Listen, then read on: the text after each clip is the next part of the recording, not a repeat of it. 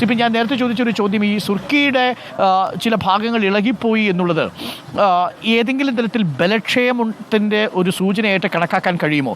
ഇത് ഒരുപാട് കഥകൾ പുറത്തു വരുന്നുണ്ട്. ഡാമിൻ്റെ വളവ് ഇതാ ഗൂഗിൾ എർത്തിലൂടെ, ഗൂഗിൾ മാപ്പിലൂടെ കണ്ടെത്തിയിരിക്കുന്നു.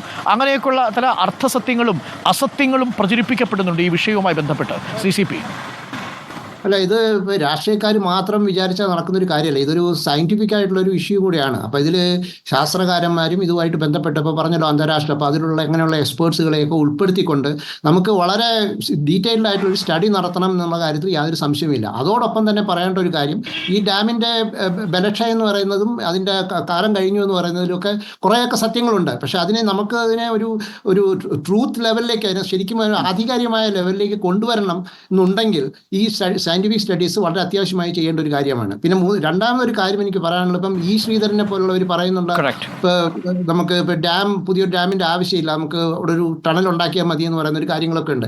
ഇതൊന്നും നമുക്ക് തള്ളിക്കളയേണ്ട കാര്യമില്ല. കാരണം ഈ കാര്യങ്ങളെല്ലാം തന്നെ ഒരു വിശദമായ ചർച്ചയ്ക്കും ആധികാരികമായ ഒരു പഠനത്തിനും പുറത്ത് മാത്രമേ നമുക്ക് പറയാൻ സാധിക്കുകയുള്ളൂ. അപ്പോൾ ഇത് രാഷ്ട്രീയമായിട്ട് ഇതിനെപ്പറ്റി സംസാരിക്കുന്നതോടൊപ്പം തന്നെ ആധികാരികമായി പഠിക്കാനുള്ള ഒരു ഫെസിലിറ്റിയും കൂടെ അവിടെ ഉണ്ടാക്കണം.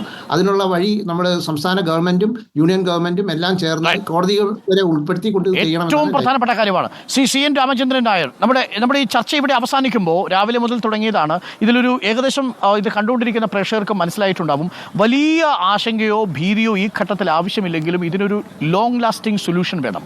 ആ സൊല്യൂഷൻ നമ്മുടെ മുന്നിലുള്ളത്, നമ്മളുടെ റെക്കമെൻഡേഷൻ, അങ്ങയുടെ റെക്കമെൻഡേഷനായി റിപ്പോർട്ടർ TV സർക്കാരിന് മുന്നിലും പ്രേക്ഷകരുടെ മുന്നിലും സമർപ്പിക്കുന്നത്, നമ്മൾ പറഞ്ഞതുപോലെ നിലവിലുള്ള മുല്ലപ്പെരിയാർ ഡാം ഡീകമ്മീഷൻ ചെയ്യുന്നതിന് മുൻപ് അതിൻ്റെ ജലവിധാനം താഴ്ത്തി പുതിയൊരു ഡാം ആ സൈറ്റിൽ നിർമ്മിക്കുക.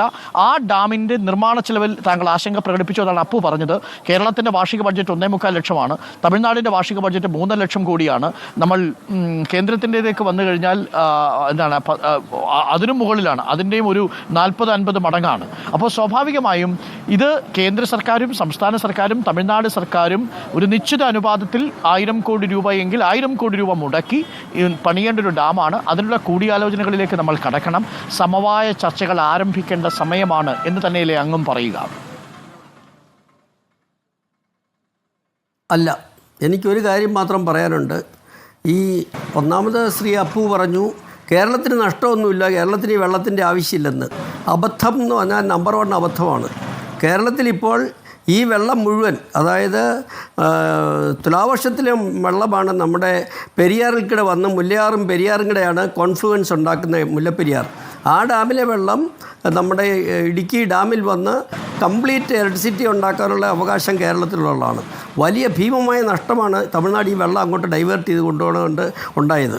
അതിനകത്ത് കേരളം ചെയ്ത ഏറ്റവും വലിയ തെറ്റ്, ഈ എഗ്രിമെൻറ്റ് പുതുക്കിയപ്പോൾ അതിൽ ജനറേറ്റ് ചെയ്യുന്ന കറണ്ട് നമുക്ക് കിട്ടേണ്ടതാണ്, നമുക്ക് തരണമെന്നാണ് ചെയ്തേണ്ടിയിരുന്നത്. അത് ചെയ്തില്ല. നിർഭാഗ്യവശാൽ അങ്ങനെ എഗ്രിമെൻറ്റ് പുതുക്കിയപ്പോൾ അങ്ങനെ ടൈം വച്ചില്ല.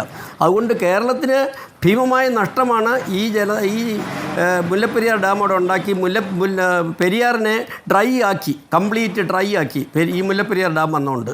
അപ്പോൾ അതുകൊണ്ട് കേരളത്തിൻ്റെ ഈ നഷ്ടം നികത്തുന്നതിന് പകരം അത് നഷ്ടമാണ്. അതിന് പകരം ചെറിയ ലീസ് റെൻ്റാണ് നമുക്ക് കിട്ടുന്നത്. അത് പോട്ടെ, ഇനിയിപ്പോൾ നമുക്ക് ആ എഗ്രിമെൻറ്റിനകത്ത് സുപ്രീം കോടതിയുടെ തീരുമാനത്തിന് ബാധകമായിട്ടിരിക്കുകയാണ്, അങ്ങനെ ഇരിക്കുകയാണ്. അപ്പം ആ സ്ഥിതിവിശേഷം ഉള്ളപ്പോൾ കേരള ഗവൺമെൻറ്റിൻ്റെ ഡാമിൻ്റെ കോസ്റ്റ് ഷെയർ ചെയ്യണമെന്ന് പറയുന്നത് ഒന്നാം തരം അബദ്ധമാണെന്ന് മാത്രമേ എനിക്ക് പറയാനുള്ളൂ. കാര്യം വെച്ചാൽ ഡാം തമിഴ്നാടിൻ്റെ മാത്രം ബെനിഫിറ്റ് ഉള്ളതാണ്. ആ ഡാം പണിയേണ്ടത് കേരള ഗവൺമെൻറ്റിൻ്റെ, കേരള ജനങ്ങളുടെ സുരക്ഷ ഉറപ്പാക്കി പണിയേണ്ടതും പുതിയ ഡാം പണിയേണ്ട ചുമതല തമിഴ്നാടിന് മാത്രമാണ്. 1. 2, ഇപ്പം എഗ്രിമെൻറ്റിനെ കുറിച്ച് പുതിയ ഇഷ്യൂ വന്നേക്കണം. എന്താണെന്ന് ചോദിച്ചാൽ ഒരു നിമിഷം CN, ഒരു നിമിഷം, നമുക്ക് അപ്പു എന്തോന്ന് സംസാരിക്കുന്നു. അപ്പു പറഞ്ഞോളൂ, ചുരുങ്ങിയ സമയത്തിനുള്ളിൽ. അല്ല ഈ നിലവിലുള്ള അവസ്ഥയാണ് പറഞ്ഞത്. നിലവിൽ ഈ ഡാമിൽ നിന്ന് ഒരു തുള്ളി വെള്ളം പോലും നമ്മൾ കേരളത്തിലേക്ക് എടുക്കുന്നില്ല. പിന്നെ ഈ കോസ്റ്റ് ഷെയറിങ്ങിൻ്റെ കാര്യം പറഞ്ഞല്ലോ. കേരളത്തെ സംബന്ധിച്ചിടത്തോളം കേരളത്തിലെ ആയിരക്കണക്കിന് വരുന്ന ജനങ്ങളുടെ ജീവനും സ്വത്തിനും സംരക്ഷണം കൊടുക്കുക എന്നുള്ളൊരു ഉത്തരവാദിത്വം കേരളമുണ്ട്. നമ്മൾ കേരളത്തിന് ചെയ്യുന്ന സാമ്പത്തിക ലാഭമുണ്ടോ അല്ലെങ്കിൽ നഷ്ടമുണ്ടോ എന്നുള്ളതല്ല ഇവിടെ നമുക്ക് അടിസ്ഥാനപരമായ വിഷയം. ഇവിടുത്തെ ജനങ്ങളുടെ സ്വത്തിനും ജനങ്ങളുടെ ജീവനും ഇവിടെ നാശമുണ്ടാകുന്ന ഒരവസ്ഥയാണെങ്കിൽ കേരളം വിട്ടുവീഴ്ച ചെയ്തതായിട്ട് പോലും ഡാം പണിയണമെന്ന് തന്നെയാണ് എൻ്റെ നിലപാട്. അവിടെ നമ്മൾ തമിഴ്നാട് കരൾ കൊണ്ടുവന്ന് നമുക്ക് നഷ്ടം അപ്പോൾ വരുന്നത് ആ നോക്കുന്നത് കൺസേൺ വാലിഡ് ആണ്. ഇവിടെ ആയിരക്കണക്കിന് ആ ആളുകളുടെ കൺസേൺ ജീവന്റെ വളരെ വിലയാണോ ഈ പ്രധാനമാണ്. വളരെ നഷ്ടമാണോ? പ്രധാനമാണ്. കണക്ക് നോക്കിയിരിക്കാൻ നമുക്ക് കഴിയില്ല. ചൂരൽമലയിലെ മനുഷ്യരും മുണ്ടക്കയിലെ മനുഷ്യരും പുഞ്ചിരിമട്ടത്തെ മനുഷ്യരും നമ്മുടെ മുന്നിൽ വലിയ രക്തസാക്ഷികളായുണ്ട്.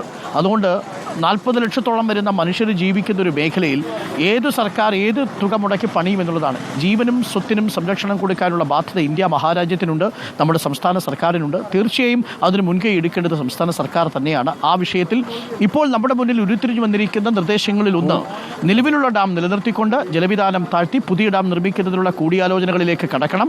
അതുമായി ബന്ധപ്പെട്ട് തമിഴ്നാട് സർക്കാരിനെ മാത്രമല്ല തമിഴ്നാട്ടിലെ കർഷക സമൂഹത്തെ നമുക്ക് വിശ്വാസത്തിലെടുക്കണം. സാങ്കേതിക വിദഗ്ധർക്ക് CP രാമേന്ദ്രൻ പറഞ്ഞതുപോലെ നിലവിൽ അവിടെ നിന്ന് ഡാമിൻ്റെ ഇപ്പോഴത്തെ അവസ്ഥ സംബന്ധിച്ചുള്ള ഏറ്റവും പുതിയ ഡാറ്റ, ആ ഡാറ്റ നമുക്ക് ലഭിക്കുന്നതിനാവശ്യമായിട്ടുള്ള സാഹചര്യം ഒരുക്കണം.